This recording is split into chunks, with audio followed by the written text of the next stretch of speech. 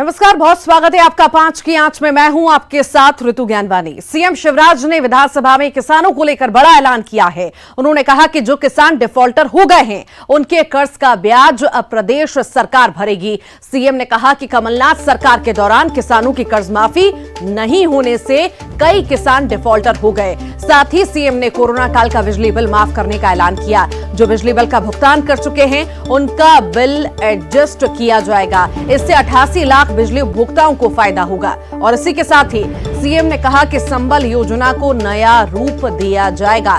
5,21,000 घरों में 28 मार्च को गृह प्रवेश का कार्यक्रम होगा। सीएम ने ये जानकारी दी। सीएम ने मुख्यमंत्री कन्यादान योजना को फिर से शुरू करने का ऐलान किया। तो वहीं सीएम ने विधायक निधि को 2 करोड़ से 3 करोड़ करने का भी ऐलान किया है।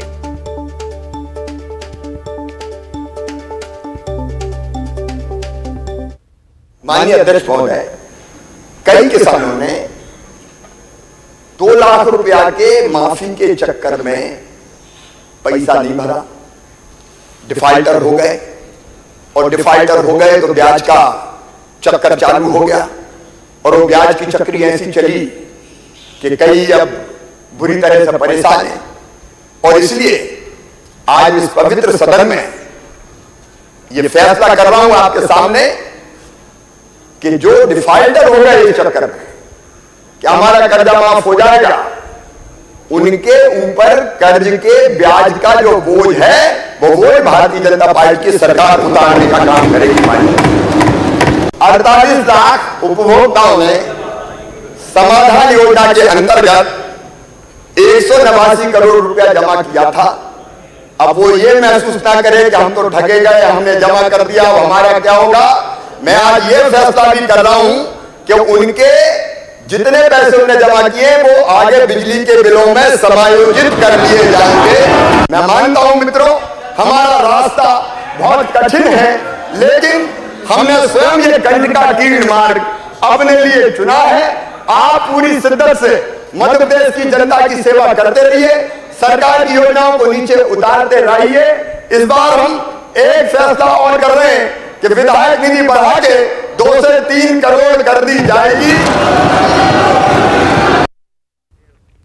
तो वहीं डिफॉल्टर किसानों के कर्ज माफ करने पर पूर्व मंत्री सचिन यादव ने कहा कि हम सरकार से मांग करते हैं कि डिफॉल्टर के साथ साथ सभी किसानों का कर्ज माफ किया जाए। मुख्यमंत्री जी से ये अनुरोध करना चाहता हूं कि जो किसान ऋण माफी की योजना हमने शुरू करी थी, उस ऋण माफी की योजना को शुरू किया जाए। जो बचे हुए किसान हैं, हमारी सरकार में हमने 27 लाख किसानों के लगभग 11,000 करोड़ रुपए के ऋण माफ करने का काम हमने किया था। लेकिन सरकार परिवर्तन होने के बाद हमारी वो जो महती योजना है, उस महती योजना को बंद करने का काम भारतीय जनता पार्टी की सरकार ने करा। तो सिर्फ डिफॉल्टर किसानों के ऋण नहीं माफ करें, जो हमारी किसान ऋण माफी योजना थी, उस पूरी किसान ऋण माफी योजना के तहत जो भी बचे हुए किसान थे, जो भी पात्र किसान थे, उन सभी किसानों को ऋण माफी का लाभ दिया जाए। सीएम ने पूर्व मुख्यमंत्री कमलनाथ पर निशाना साधते हुए कहा कि यह पहली बार है बजट पर चर्चा के दौरान नेता प्रतिपक्ष मौजूद नहीं हैं। जब 5 राज्यों के चुनाव चल रहे थे तब नेता प्रतिपक्ष व्यस्त थे। नेता प्रतिपक्ष अब भी छिंदवाड़ा में बैठे हैं। सदन में नेता प्रतिपक्ष के उपस्थित रहने से कार्यवाही और चर्चा सफल होती है। और कमलनाथ जी तो 1980 से पार्लियामेंट में हैं, उनका लंबा अनुभव है, इसमें कोई दो मत नहीं। और मध्य प्रदेश की विधानसभा में भी हम गवाए सारे सदस्य। इतिहास उठा के देख लीजिए, आज तक कभी बाकी व्यवधान हुआ होगा। रोका रोकी टोका टोकी की बात अलग है, लेकिन बजट का भाषण नहीं सुना गया। माननीय सदस्य बैल में आए, बजट सत्र काय के लिए होता है? सबसे प्रमुख तो बजट का भाषण ही होता है। अध्यक्ष महोदय, बजट के उस पर बोल लेना, मुझे समझ में नहीं आया। एक दिन कहा कि गलत है, हम बहिष्कार करते हैं, मैं आश्वस्त हुआ। दूसरे दिन उन्हें बजट भाषण नहीं होने दिया। छोटे मियां तो छोटे मियां, बड़े मियां सुभान अल्लाह। अब वो होते तो मजा आता बोलने में। नेता प्रतिपक्ष कमलनाथ के सदन में मौजूद नहीं रहने पर सत्ता पक्ष ने सवाल उठाए, जिसका उन्होंने जवाब देते हुए कहा कि सदन में बैठकर झूठ सुनना मेरी आदत नहीं है। सरकार ने जो घोषणाएं पूरी की हैं उन पर बात होनी चाहिए।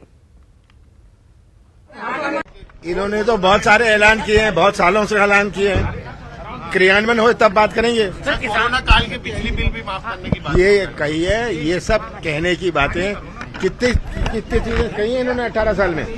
जब क्रियान्वयन होगा, 100% क्रियान्वयन होगा तब बात करेंगे। सर, 5 राज्यों में चुनाव परिणाम आए, उसके बाद कांग्रेस कह रही है कि सर्जरी की जरूरत है। देखिए, ये तय हो गया कि चिंतन शिविर होगा, चिंतन शिविर होगा, उसमें जो आत्मचिंतन करना करेंगे।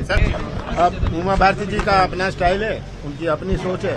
हाँ, अगर ये शोभा देती है तो ठीक है। सर, देखिए, मेरी मौजूदगी कुछ नहीं, हमारी पूरी पार्टी है, मेरे सब साथी हैं। हाँ, अभी और इसी पर अधिक जानकारी के लिए शरद श्रीवास्तव भोपाल से हमारे साथ लाइव जुड़ गए हैं। शरद, सौगातों पर सियासत हो रही है, एक तरफ सरकार कह रही है कि ब्याज माफ किया जाएगा, तो वहीं विपक्ष कह रहा है कि किसानों का कर्ज माफ किया जाए, जैसे हमने किया था और ऐलान किया था। आखिर किस तरह से इसे देखते हैं?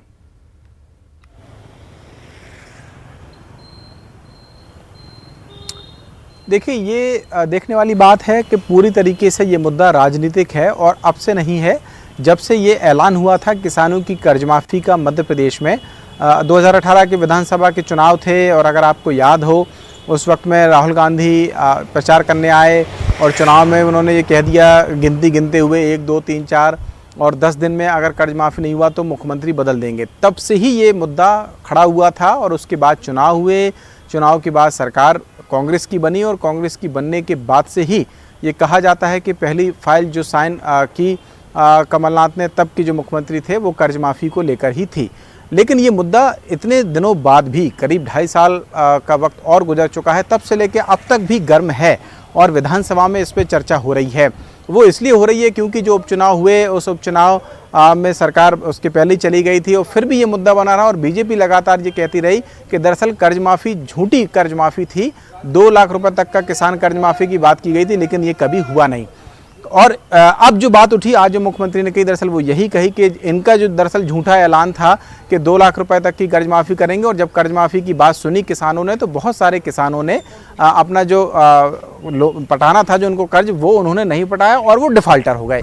तो अब दरअसल कर्ज माफ़ी के बाद जो नया मुद्दा है वो डिफ़ॉल्टर किसानों का मुद्दा है और उसी को लेकर आज मुख्यमंत्री ने एक बड़ा ऐलान किया, जिसे भी आने वाले 2023 के चुनाव में राजनीतिक तौर से अहम माना जाएगा। और उन्होंने कहा कि जो कर्ज है डिफ़ॉल्टर किसानों का वो भी सरकार माफ़ करेगी। यानी कि एक तरीके से फिर विपक्ष को घेरने की कोशिश, कांग्रेस को घेरने की कोशिश तब की कांग्रेस सरकार जिसने खुद ये कर्ज माफ़ी का ऐलान किया था। तो इसके मायने राजनीतिक ज़्यादा हैं।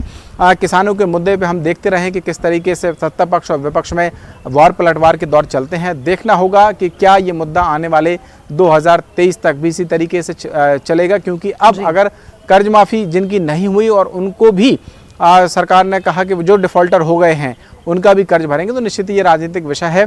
ये सारी बातें हुई हैं विधानसभा में, और भी बहुत मुद्दे थे जिनको लेकर मुख्यमंत्री शिवराज सिंह चौहान ने विपक्ष को घेरा और तंज भी कसे हैं। चलिए, आप लगातार बने रहिए। अजय सिंह यादव जी कांग्रेस से जुड़ गए हैं, तो वहीं पंकज चतुर्वेदी बीजेपी से हमारे साथ जुड़ गए हैं।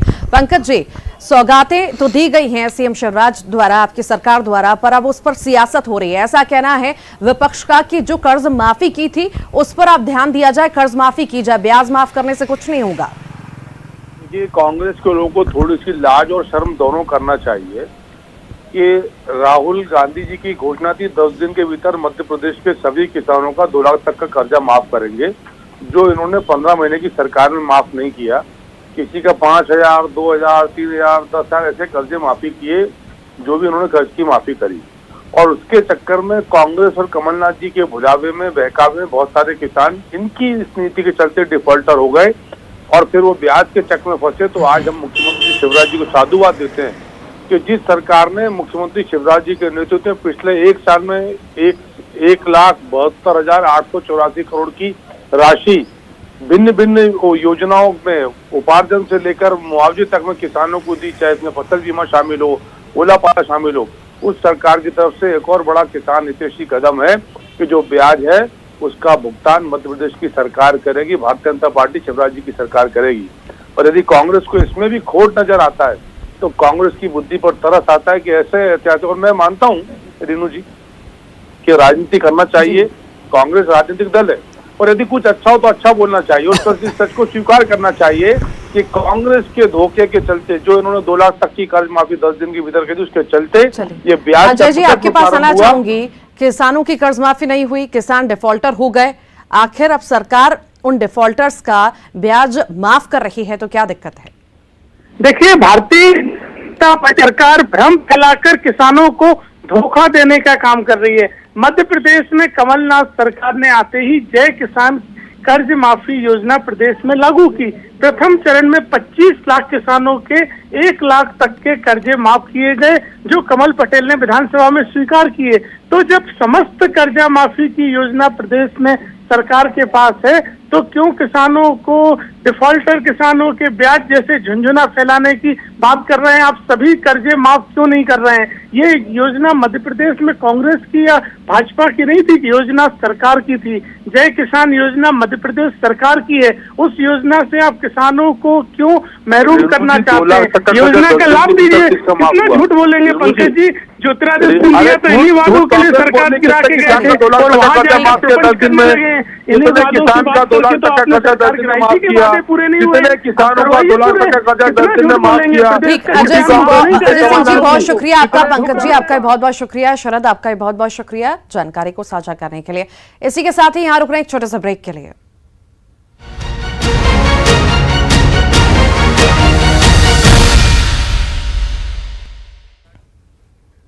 एक बार फिर स्वागत है ब्रेक के बाद। एडर्स मेटा मुठभेड़ की न्यायिक जांच आयोग की रिपोर्ट को आज सीएम भूपेश बघेल ने विधानसभा में सदन के पटल पर रखा। रिपोर्ट में यह माना गया है कि सुरक्षा बलों की चूक की वजह से 8 लोगों की जान गई थी। न्यायमूर्ति के अग्रवाल ने 17 मई 2013 में एडर्स मेटा में हुई मुठभेड़ की जांच की थी। एडर्स मेटा में सुरक्षा बलों की फायरिंग में 8 लोगों की मौत हुई थी। मरने वालों में 3 नाबालिग भी शामिल थे। रिपोर्ट में कहा गया है कि जांच में यह स्थापित नहीं होता कि मुठभेड़ नक्सलियों के साथ हुई थी। सुरक्षा बलों ने नक्सली समझकर घबराहट में गोली चला दी थी। आरक्षक देव प्रकाश की मौत को लेकर रिपोर्ट में आशंका जताई गई है कि क्रॉस फायरिंग की वजह से हुई होगी। वीके अग्रवाल ने अपनी रिपोर्ट में सुरक्षा बलों को नाइट विजन उपकरण, खुफिया तंत्र, बुलेट प्रूफ जैकेट जैसी सुविधाएं देने की सिफारिश की है। उनका मानना है कि इन सुरक्षा उपकरणों की मदद से जवान खुद को ज्यादा सुरक्षित महसूस करेंगे, साथ ही जल्दबाजी में फायरिंग जैसे निर्णय नहीं लेंगे। बस्तर के विकास को लेकर भी वीके अग्रवाल ने कई सिफारिशें की है। बस्तर के एडर्स मेटा की सन 13 की नक्सली मुठभेड़ की घटना के संदर्भ में न्यायिक जांच का रिपोर्ट आज सदन में प्रस्तुत हुआ है। तब भी कांग्रेस पार्टी, हम जब विपक्ष में थे, हमने मांग किया था कि वो मुठभेड़ फर्जी है और प्राइमरी जो रिपोर्ट जुडिशियल इंक्वायरी का सबमिट हुआ है, कांग्रेस के जो आरोप थे वो लगभग उसमें सही पाए गए हैं। अब आगे उसमें एक्शन टेकन के बाद किस तरीके से और आदेश जारी होंगे वो भविष्य की बातें हैं। अब उसको अभी हमने देखा नहीं है, उसको देखने के बाद में इसके ऊपर में हम करेंगे।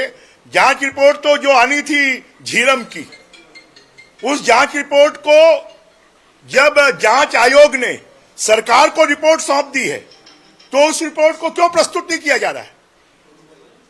जांच आयोग का कार्यकाल क्यों बढ़ाया गया? उसमें नए सदस्य कैसे नियुक्त किए गए? पूरी तरह अवैधानिक है। और इसी पर अधिक जानकारी के लिए देवव्रत भगत हमारे साथ लाइव जुड़ गए हैं। देवव्रत, एडर्स मेटा की रिपोर्ट आज जो सदन में पेश हुई है, कई सारे खुलासे भी हुए हैं। मैं चाहूंगी आखिर ये मामला क्या है, आप बताएं, और क्या ज्यादा जानकारी इसमें अभी मिल पा रही है? जी, साल 2013 में यह घटना हुई थी जहां पर 8 आदिवासी मारे गए थे और उन 8 आदिवासियों में 3 जो थे वो नाबालिग थे और उस वक्त कांग्रेस विपक्ष में थी। तब काफी हंगामा हुआ था कि ये घटना जो है फर्जी है, मुठभेड़ पूरी तरह से फर्जी है। और आज इसकी जो जांच रिपोर्ट है ये पटल पर रखी गई है। सदन में खुद मुख्यमंत्री भूपेश बघेल ने ये रिपोर्ट रखी है और वही रिपोर्ट इस वक्त मेरे हाथ में है, जिसमें साफ तौर पर जो प्रतिवेदन आज जो प्रस्तुत किया गया है वो प्रतिवेदन इस वक्त मेरे हाथ में है। बिना किसी लब्बो-लुआब के जो न्यायिक जांच रिपोर्ट में लिखा गया है वही मैं पढ़ के दर्शकों को सुनाता हूं कि आखिर इस रिपोर्ट में क्या लिखा गया है, आखिर इसकी सच्चाई क्या है इस पूरे घटनाक्रम की। तो उसमें साफ तौर पे ये लिखा गया है कि जो प्रस्तुत सामग्रियों तथा साक्ष्यों के किए जा चुके विस्तृत मूल्यांकन से ये प्रकट होता है कि मृत तथा घायल व्यक्तियों में से किसी का भी नक्सली संगठन से जुड़ा होना प्रमाणित नहीं हुआ है। यानी कि मारे गए 8 आदिवासियों में से कोई भी व्यक्ति नक्सली संगठन से जुड़ा हुआ नहीं था। इसमें यह भी बताया गया है कि कोई संतोषजनक जो साक्ष्य हैं वो नहीं मिले हैं। इसके साथ ही साथ ये भी कहा गया है कि जो मृतक थे उनके परिजनों को अनुकंपा राशि भी दी गई है, जबकि शासन की तरफ से कोई ऐसा प्रावधान नहीं है कि नक्सलियों को अनुकंपा की राशि दी जाए। तो लिहाजा इस न्यायिक जांच आयोग ने ये माना है कि जो घटना में मारे गए आदिवासी थे वो निर्दोष थे और पूरी तरह से जो ये घटना हुई है, ये मुठभेड़ हुई है, उसमें सुरक्षा बलों को निशाने में लिया गया है और एक तरह से ये बताया गया है कि सुरक्षा बलों की चूक थी, सुरक्षा बलों की घबराहट थी और उस वक्त सुरक्षा बलों की ये गलती थी कि जिससे कि 8 निर्दोष आदिवासी जो हैं वो मारे गए। और इस पूरी घटना को लेकर के अपने सुझाव भी यहां पर न्यायिक आयोग ने दिए हैं कि सुरक्षा बलों को समझना होगा कि आदिवासी जो संस्कृति होती है, वहां के त्योहार, क्योंकि जो पूरी घटना हुई थी उस दौरान आग जला करके जो आदिवासी थे वो आसपास बैठे हुए थे और जिस तरह से उस समय उनका त्योहार भी चल रहा था, तब ऐसे में न्यायिक आयोग ने अपने सुझाव भी इस पूरे प्रतिवेदन में दिए हैं, इस पूरी रिपोर्ट में दिए हैं। अब रिपोर्ट के बाद किस तरह की कार्रवाई सरकार की तरफ से की जाती है ये देखने वाली बात होगी, क्योंकि इसमें कोई साफ तौर पर किस तरह की कार्रवाई होगी उसकी कोई अनुशंसा इस रिपोर्ट में नहीं है। लिहाजा अब ये देखना होगा कि सरकार इस पर किस तरह का एक्शन लेती है। जी चलिए, बहुत शुक्रिया देवव्रत जानकारी को साझा करने के लिए।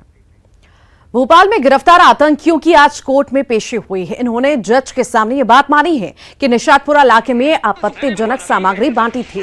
कोर्ट ने आतंकियों को 15 दिन की रिमांड में जेल भेज दिया है। आतंकियों के यूपी बिहार से कनेक्शन का भी खुलासा हुआ है। बताया जा रहा है कि आतंकियों ने यूपी के सारंगपुर से फर्जी वोटर आईडी, आधार कार्ड तैयार कराया। मामले में 16 से ज्यादा संदिग्ध लोगों से पूछताछ की जा रही है। एटीएस 4 आतंकियों के साथ करोंद से पकड़े गए 2 संदिग्ध युवकों की भी गिरफ्तारी जल्द शुरू कर सकती है। एटीएस की पूछताछ में और बड़े खुलासे होने की उम्मीद है। आतंकियों की धरपकड़ के बाद गृह मंत्री ने जिले में अलर्ट के लिए निर्देश दिए हैं।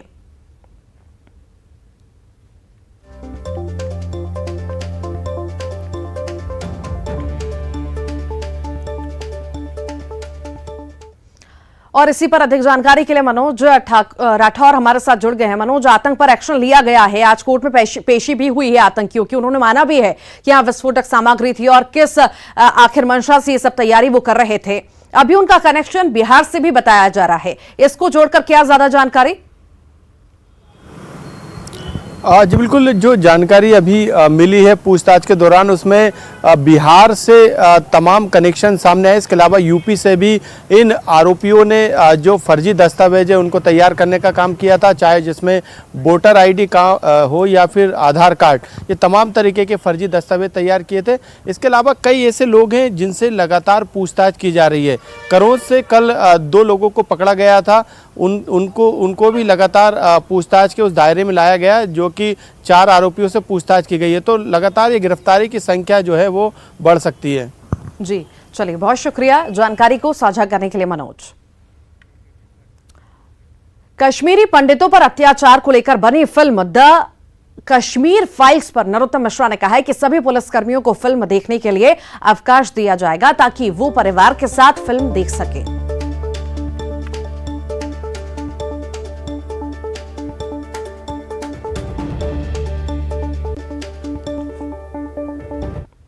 द कश्मीर फाइल पिक्चर के लिए मैंने अभी डीजीपी महोदय को कहा है कि हमारे प्रदेश के समस्त पुलिसकर्मी सुविधा अनुसार जब भी पिक्चर सपरिवार जाना चाहें तो उनको अवकाश वो दें, जिससे पुलिसकर्मी इस फिल्म को देख सकें।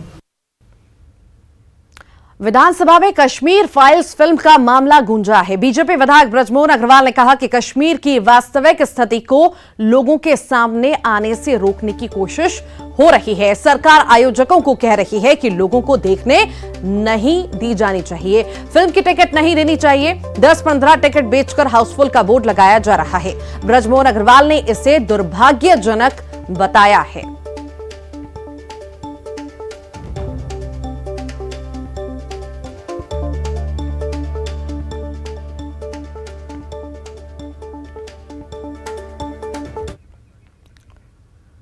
और इसी के साथ ही 5 की आंच में फिलहाल के लिए इतना ही। खबरों का सिलसिला लगातार जारी है।